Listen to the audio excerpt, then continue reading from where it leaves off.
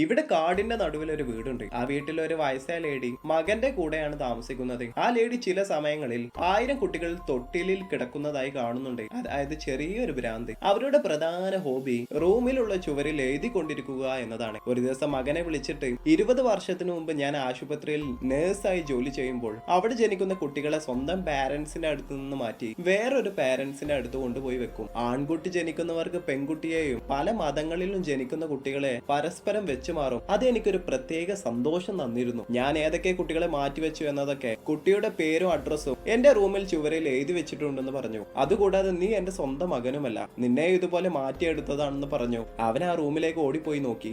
ആകെ ഷോക്കായി പോയി. കാരണം 1000-ലേറെ കുട്ടികളുടെ അഡ്രസ്സ് അവിടെ ഉണ്ട്. അവൻ അവന്റെ സ്വന്തം പാരന്റ്സിനെ കണ്ടുപിടിച്ചു. എന്നാൽ ഇവന് പകരം വേറൊരു പെൺകുട്ടിയാണ് അവന്റെ സ്ഥാനത്തുള്ളത്. ആ പെണ്ണും അവന്റെ പാരന്റ്സിനെ നല്ലോണം കഷ്ടപ്പെടുത്തുന്നുണ്ട്. അത് കണ്ട അവനും ആ പെണ്ണിനെ പ്ലാൻ ചെയ്ത് കൊന്നുകളഞ്ഞു.